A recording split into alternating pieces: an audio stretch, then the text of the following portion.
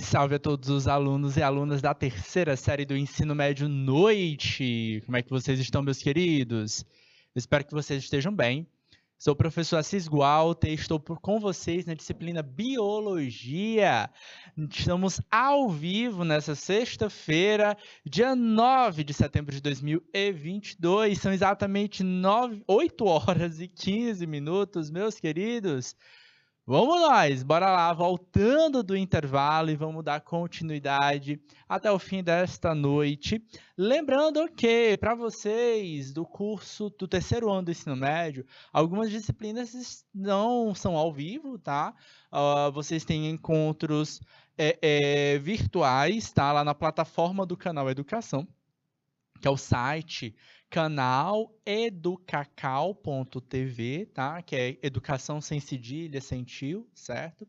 E você vai encontrar todos os materiais. Não só essas aulas ao vivo disponibilizadas, mas também as aulas das disciplinas nas quais vocês não têm ao vivo. Por exemplo, vocês têm uma disciplina a mais chamada Meu Pequeno Mundo, que é comigo, onde a gente dá aprofundamentos aí das ciências da natureza, certo? Tendo esse olhar microscópico. E hoje tem tudo a ver um pouquinho falar sobre esse olhar microscópico, porque hoje a gente vai conversar com vocês na disciplina Biologia sobre um grupo, tá?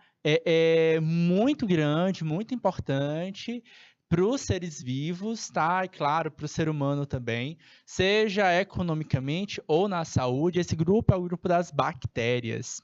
Então tá na tela para vocês aí, ó, conteúdo da nossa aula de hoje, organizando a diversidade dos seres vivos com foco nas bactérias. Lembrando que semana passada a gente conversou sobre organizando a diversidade dos seres vivos e a gente entrou dentro do eixo da classificação filogenética, né?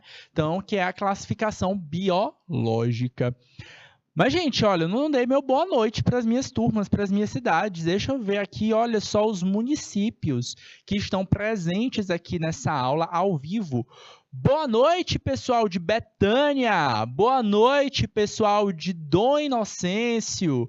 Boa noite, Oeiras, Palmeira do Piauí, São Pedro do Piauí, que estão logados aqui e participando da nossa aula, tá?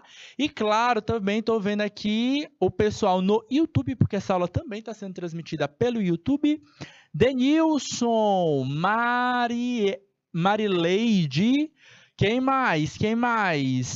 Só esses dois? Marileide e pessoal de Guaribas, né? Beleza, vamos nós, tá bom? Gente, ó, seguinte. Tá na tela para vocês, ó, hoje a gente vai focar especialmente dentro do grupo das bactérias, tá? Roteirinho da nossa aula, que vai começar agora, tá? Objetivos: compreender a importância biológica das bactérias, suas principais características, sua correta classificação e seu modo de reprodução, tá bom?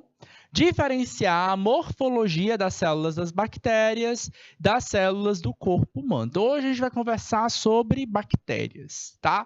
E aí a gente já começa, pode me colocar um pouquinho na tela, tá? Eu já começo chamando a atenção para vocês da importância que a bactéria tem, tá? Porque a primeira coisa que vem na nossa cabeça é bactéria, é doença, é coisa ruim, né? É uns bichinhos que a gente não enxerga, professor, tá? É o que eu escuto de algumas pessoas, tá? Principalmente de alguns alunos quando ainda não ingressaram, ainda no ensino médio, estão ingressando, certo? Ou de algumas pessoas aí que ainda não têm esse olhar um pouco mais científico, tá? As bactérias, de fato, não são bichinhos, tá? Eles não são animais, eles são micro-organismos. Ou seja, eles são invisíveis ao olho nu, certo? E aí, meus queridos, realmente viram uma coisa assim, tipo, e agora, né? O que é essa bactéria, tá? É uma coisa, né? Não é uma coisa, é um ser vivo. Ele é dotado de células, é uma célula um tanto diferente da célula do corpo humano. Ela está mais no nosso convívio do que você imagina, tá? Milhares de bactérias estão com você agora e você não está doente, tá? Muitas delas estão te ajudando a ter uma vida saudável, certo? E aí, queridos, muitas delas também nos ajudam no nosso dia a dia, tá? Para curar um queijo, certo? Para fermentar, para curar um iogurte, para fazer um iogurte, por exemplo, na fabricação de alguns alimentos, certo? Então, as bactérias elas estão presentes no nosso dia a dia. E claro, elas também podem estar ajudando aí a recompor ecossistemas degradados pelo ser humano também. Então, hoje a gente vai apresentar esse outro olhar das bactérias, que não é só de doenças. É claro que a gente também vai pincelar naquela bactéria maldosa, né, que acaba provocando alguma doença. Mas a gente vai pincelar aí também sobre essa bactéria que está aí no nosso dia a dia, nos ajudando também, certo? Seja na saúde, na alimentação ou na própria economia, tá bom? Primeira coisa que a gente vai conversar com vocês é que bactéria, tá? Ela pertence a um grupo, tá? Então, lá na semana anterior, na sexta-feira passada, tá? Salvo engano, foi sexta-feira, dia 2 de setembro, tá bom? A gente conversou sobre classificação biológica. Eu apresentei para vocês o que era classificação filogenética, tá?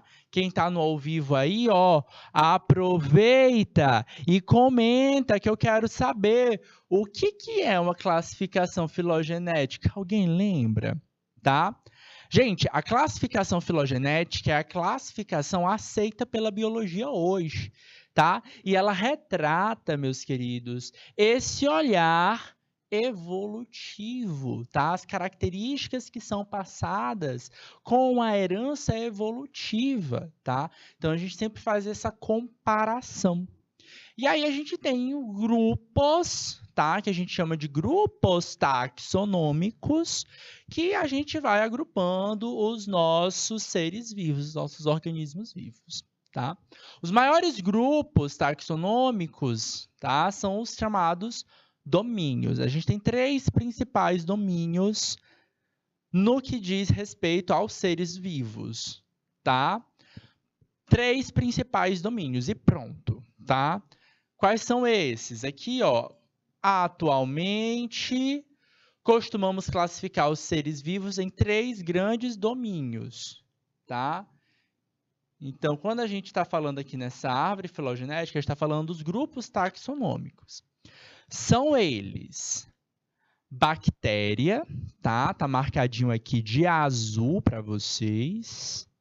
Certinho, marca texto, azulzinho. E é esse grupinho que a gente vai conversar na aula de hoje, certo?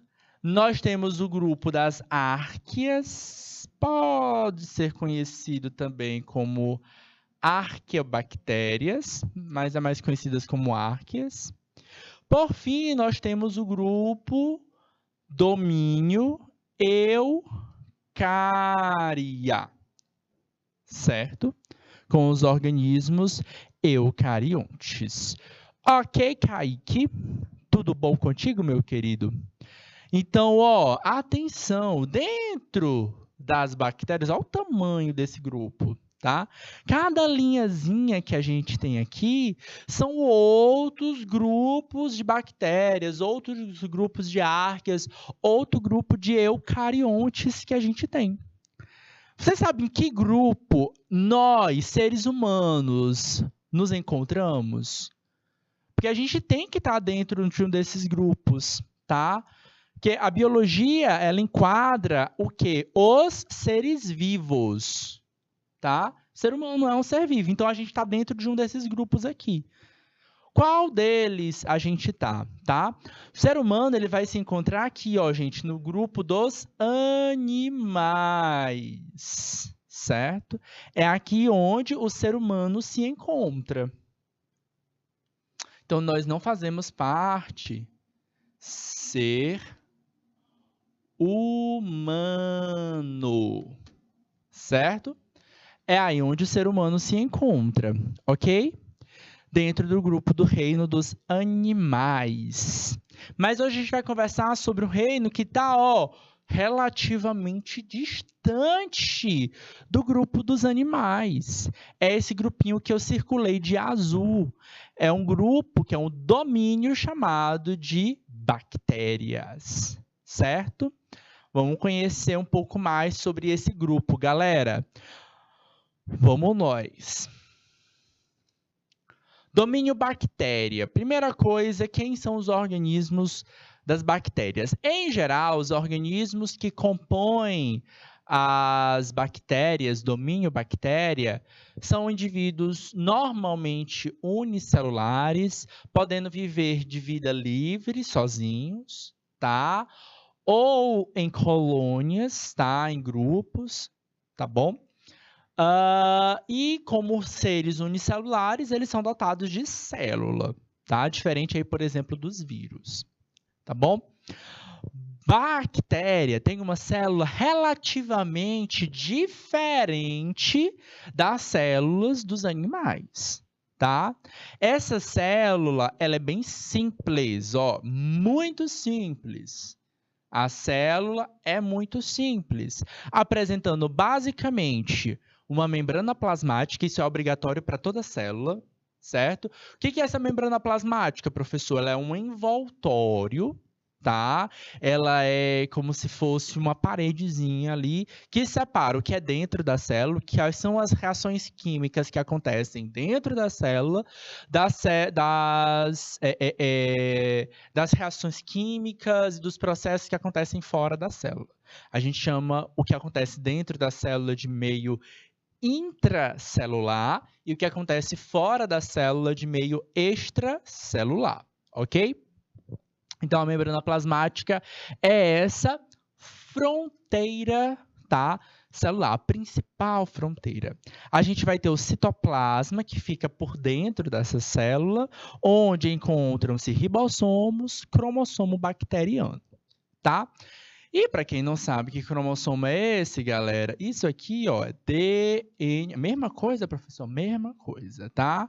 Que é o nosso material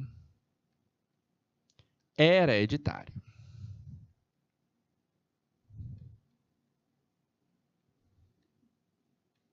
Tá? E aí sim, a gente já conversou com vocês sobre material hereditário, tá? A gente já explicou para vocês sobre genética, sobre genes, né? Eu já disse para vocês que é uma característica comum a todos os seres vivos. Qual? A hereditariedade, a capacidade de passar uma característica de pai para filho. Todo ser vivo tem isso. Bactéria tem? Também.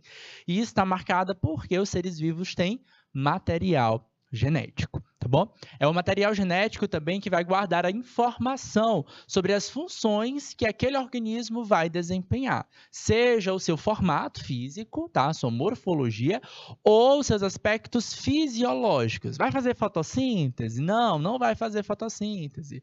Vai se alimentar de outros seres vivos? Sim, não. Vai degradar nutrientes?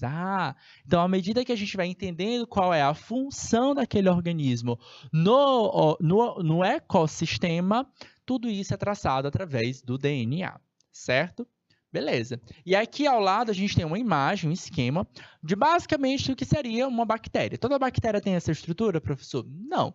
Aqui são basicamente estruturas comuns, né, que podem ser apresentadas, tá? Então nós temos uma célula relativamente aí cilíndrica, tá?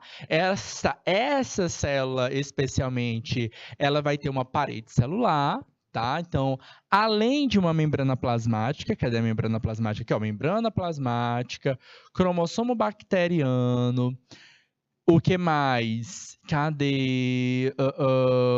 Ribossomos, tá? Que aí são os 3 principais pontos em que o próprio texto traz para a gente, ela apresenta muitos outros pontos aqui para a gente. Um delas chamou aqui a atenção para a gente, a parede celular. A parede celular é uma outra fronteira celular, tá? Então, a gente vai ter 2 fronteiras celulares nas células bacterianas. Uma membrana plasmática, que ela é como uma todos os seres vivos, e uma parede celular. Agora, a parede celular ela pode mudar de ser vivo para ser vivo. Em geral, ela, nas bactérias, é de uma estrutura chamada peptídeo-glicano, tá? Palavrinha diferente, mas para meio que dizer que ela é um aspecto misturado de um carboidrato e de proteína, tá bom? Bora conhecer um pouco mais dessa estrutura, tá? Dentro do grupo das bactérias, a gente tem um grupo chamado de cianobactérias. Então, bora conhecer aqui, ó, deixa eu voltar aqui para mostrar para vocês, ó. Dentro de todo esse círculozinho azul aqui para vocês, tá? Nós vamos ter grupos de bactérias chamadas bactérias verdes filamentosas, bactérias termotógaas ou termobactérias. Nós temos bactérias chamadas de cianobactérias. Então, dentro de um grupo maior, a gente encaixa grupos menores. Vamos conversar um pouquinho sobre as cianobactérias agora, tá?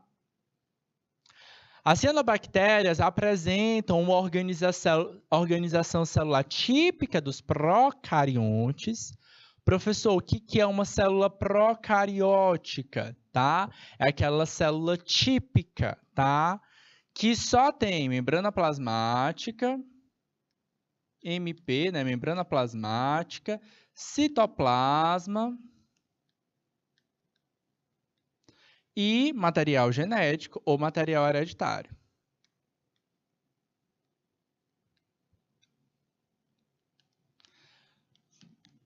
Não tem carioteca, tá? Não tem carioteca. Sem carioteca. O que é a carioteca mesmo, galera? Vocês já sabem. Carioteca é a membrana que envolve o material genético ou material hereditário, ou seja, formando um núcleo. Ela também não tem membranas, elas não têm organelas membranosas, ou seja, bactéria é uma célula bem simples, tá bom? Só que aí acontece o seguinte, tá? Nas cianobactérias, elas vão apresentar grânulos pigmentantes, tá? Que auxiliam a essa tipo de bactéria a ser um organismo autótrofo ou produzir aí basicamente o seu próprio alimento. Cianobactéria significa dizer que ela tem uma coloração meio ciano, né? Essa cor que não é verde nem azul. Sabe aquela corzinha que a gente nunca sabe dizer direito se é verde ou se é azul? Pois bem, essa é a cor que a gente chama de ciano, tá? Então, normalmente, quando a gente consegue detectar a presença dela em alguns materiais, algumas rochas, algumas águas, tá? Significa dizer que ela é uma água ou uma superfície cheia dessas bactérias, tá? Com muitas colônias, tá bom? E que cada uma dessas bactérias vão ter grânulos pigmentantes, tá? Ou seja, vai ter grânulos que vão apresentar cor, tá? E essa cor ela vai ter um propósito fisiológico de produzir o próprio alimento. Então, ela meio que consegue fazer a fotossíntese. É diferente da fotossíntese que uma planta vai fazer, mas ela meio que consegue realizar ali aquele processo, tá bom?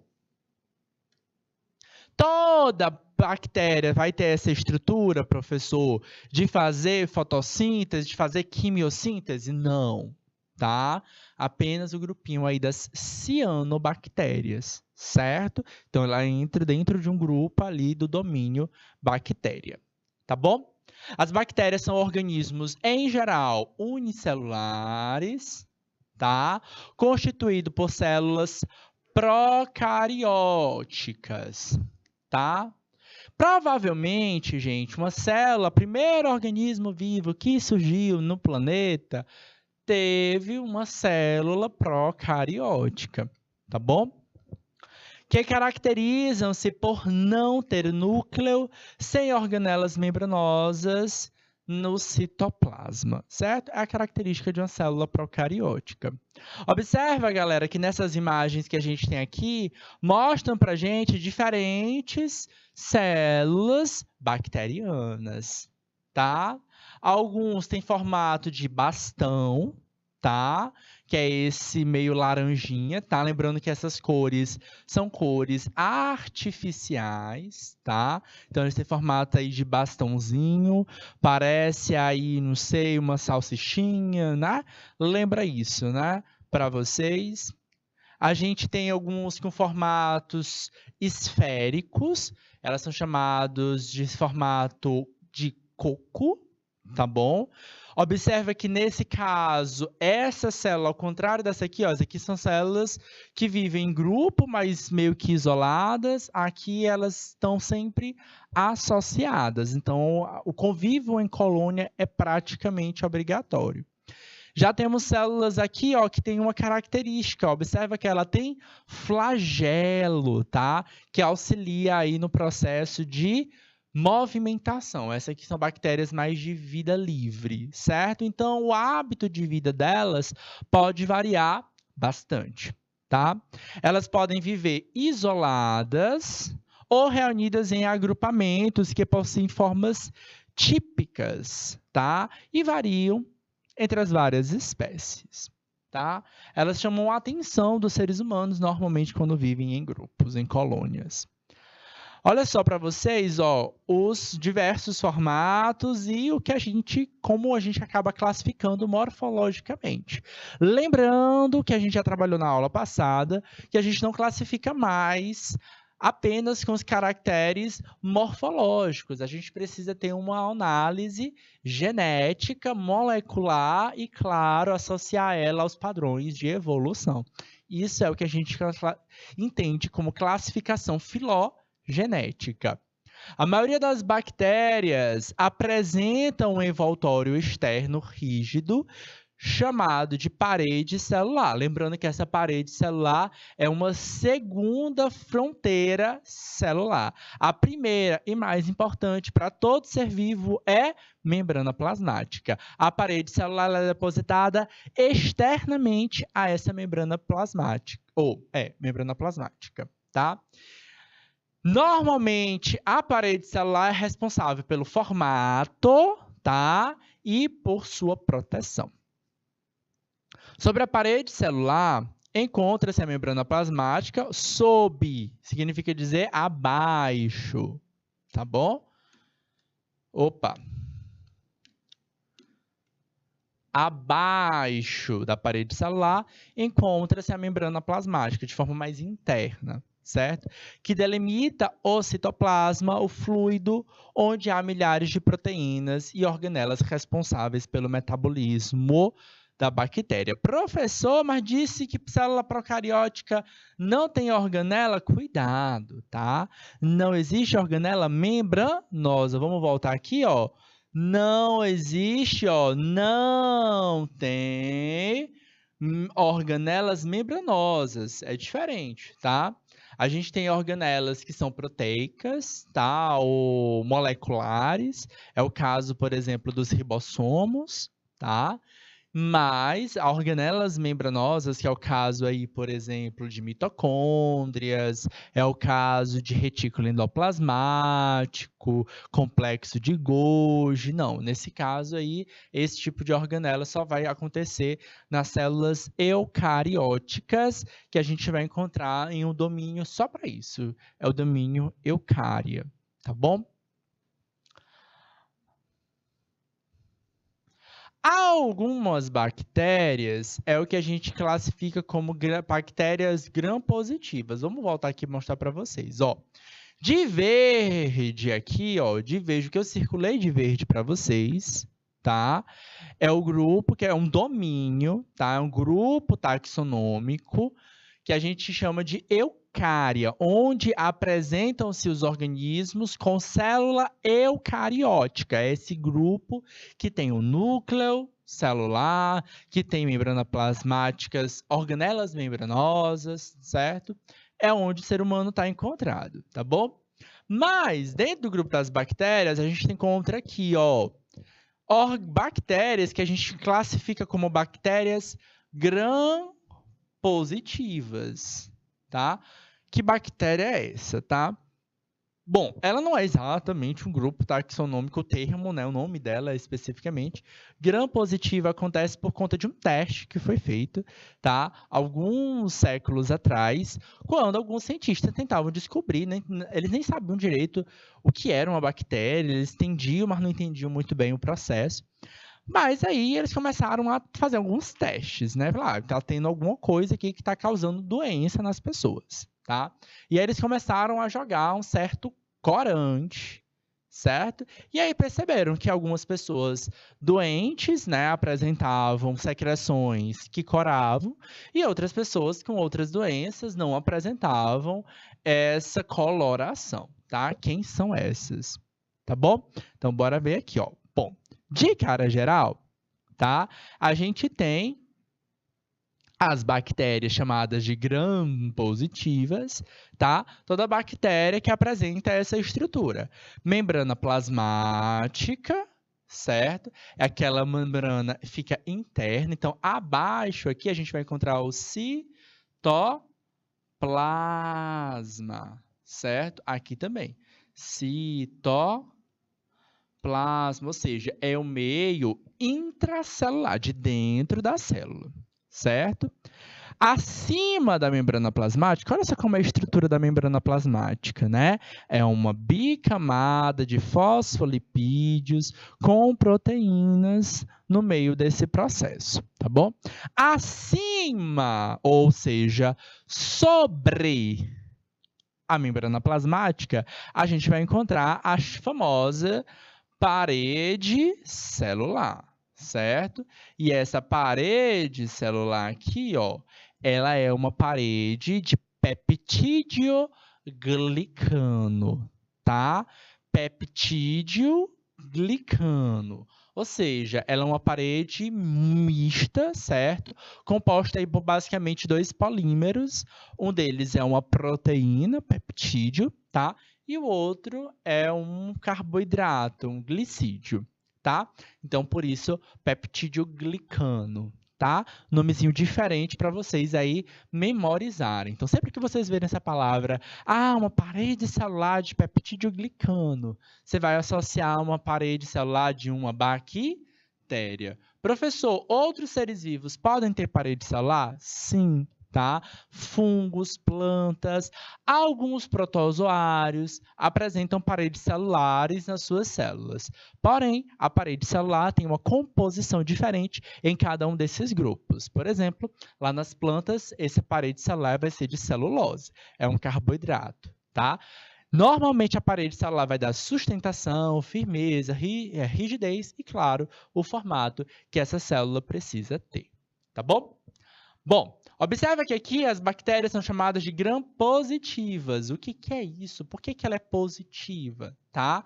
Porque Gram foi um cientista, certo? Que fez o teste. Como eu disse para vocês, ele botar um corantezinho lá no teste e a secreção coloria. O que estava acontecendo ali? Então, ele colocava um corante para reagir com esse composto químico chamado de peptídeo glicano. Então, tudo que tinha essa estrutura era colorido. Então, essas bactérias ficavam à mostra, tá bom?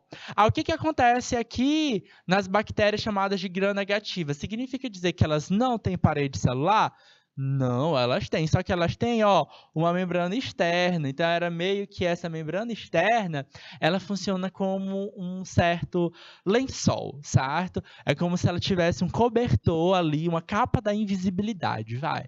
É como se, exatamente, é isso. É como se ela fosse uma capa da invisibilidade que escondesse a aparência daquela bactéria, tá? Então, meio que as bactérias, elas passavam despercebidas durante aquele teste. E claro, gente, é claro que as bactérias não desenvolveram isso para os seres humanos não conseguirem enxergar elas. Não, mas é para a grande maioria dos seres vivos também não enxergarem, tá? Então, ela meio que barrava, ela criou uma certa terceira membrana, uma terceira fronteira celular para meio que passar despercebido. Quem consegue destruir uma membrana plasmática até pode destruir, mas quando chega lá embaixo, não vai encontrar a citoplasma, vai encontrar uma parede celular, certo? Quem consegue destruir só a parede celular não vai conseguir destruir a membrana plasmática externa. Ou seja, é meio que criou uma barreira bem de reforço aqui nesse processo, tá?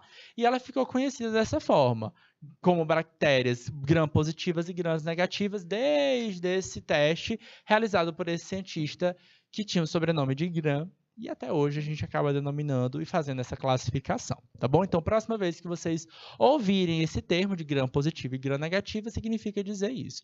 Gram positivo é aquela que não tem uma membrana extra, tá?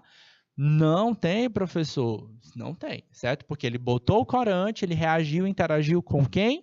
Com o peptidoglicante. É positivo por isso, certo? E negativo por quê? Porque o reagente não conseguiu detectar o peptidoglicante. Significa dizer que não tem? Não. Significa dizer que ela tem uma roupagem e uma certa capa de invisibilidade para esconder a parede celular dela, ok?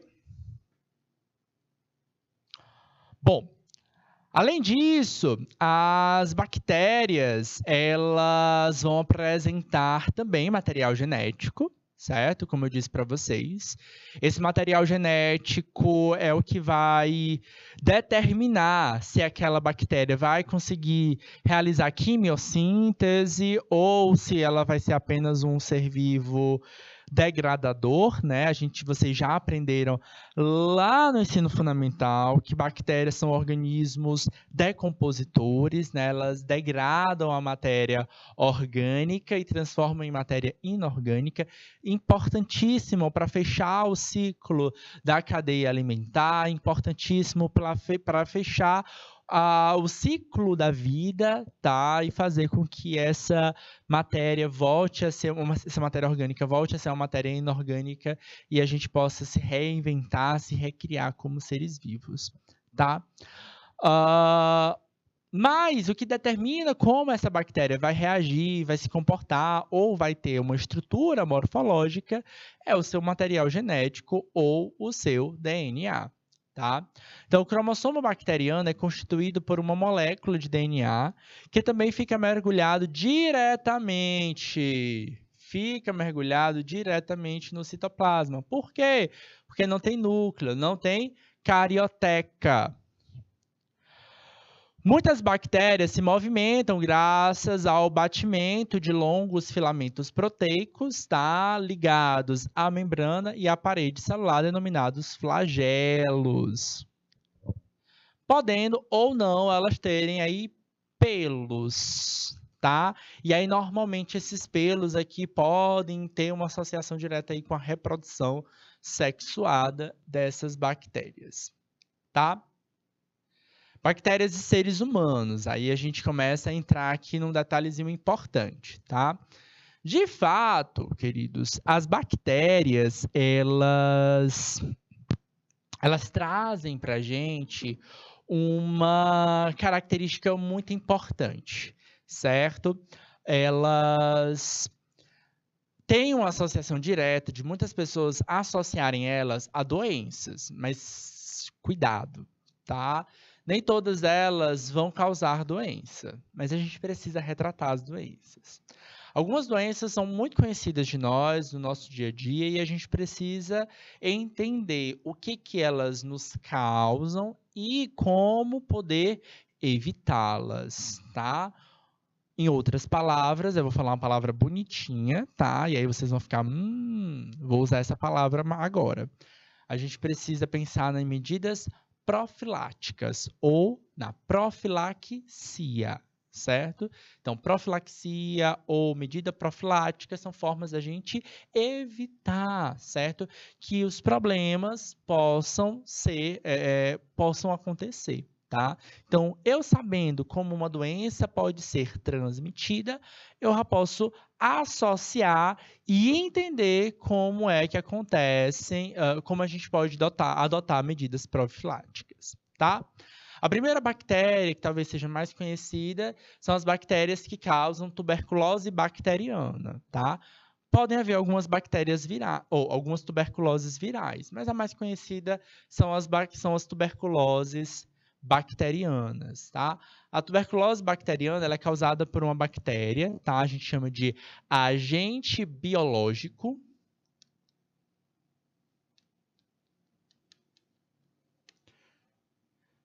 Quem é isso? É quem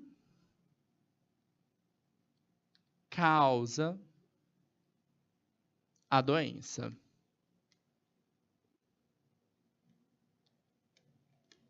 Certo?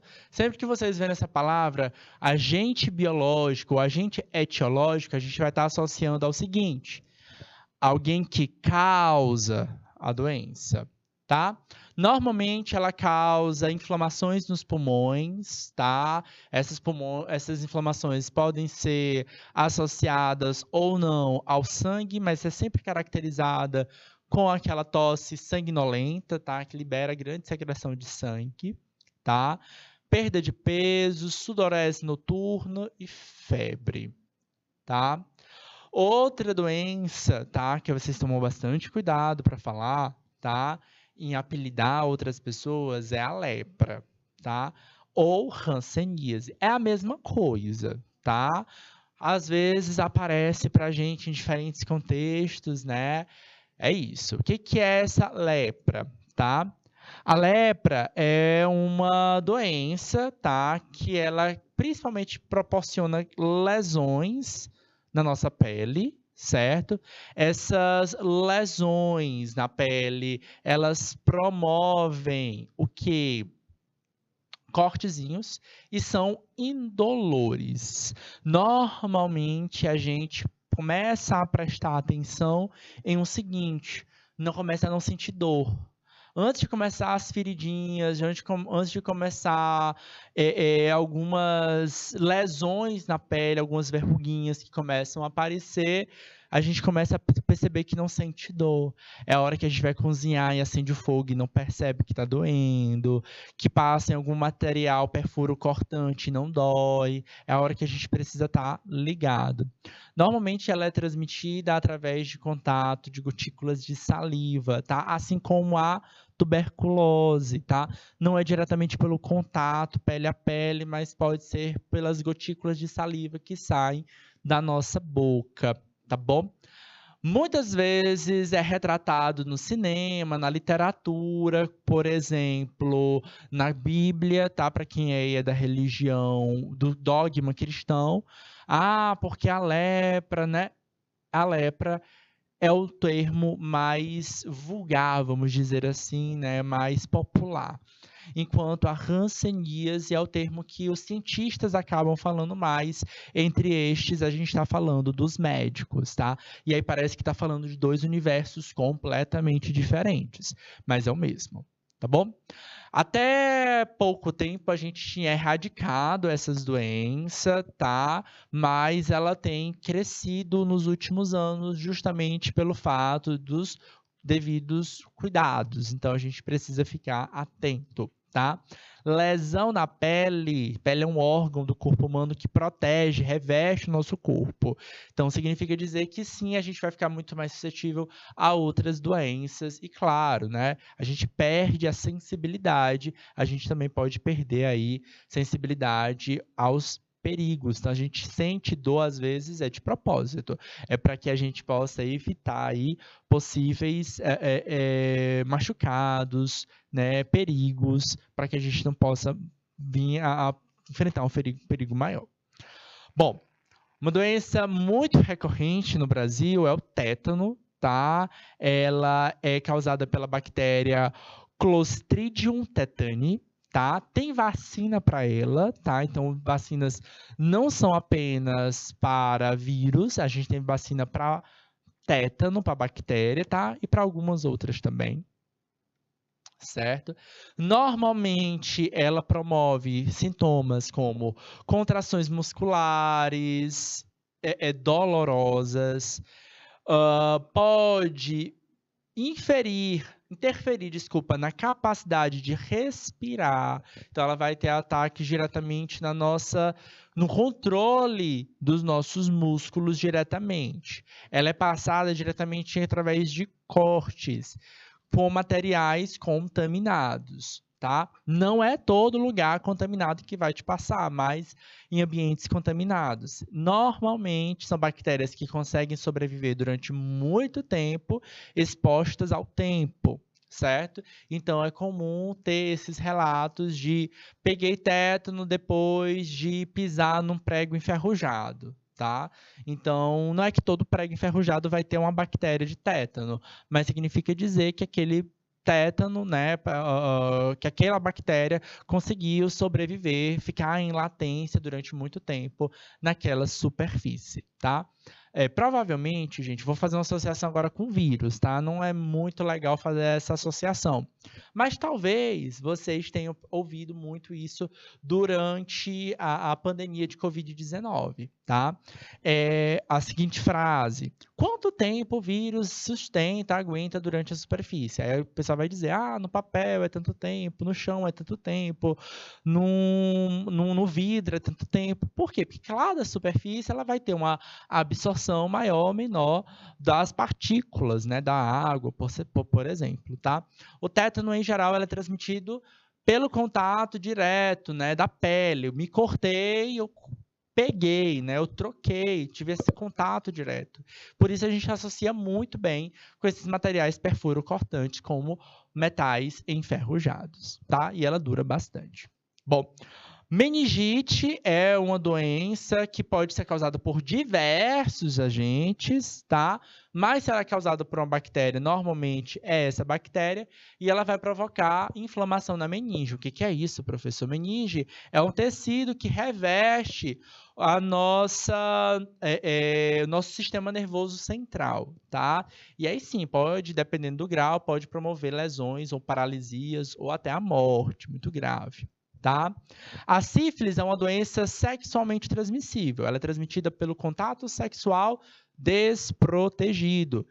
Causa feridas, indolores, inflamações na pele, no cérebro, nos olhos, certo? E até no coração. Pode vir a morrer. E aí, meu povo, tem aumentado bastante o número de casos. Sabe por quê?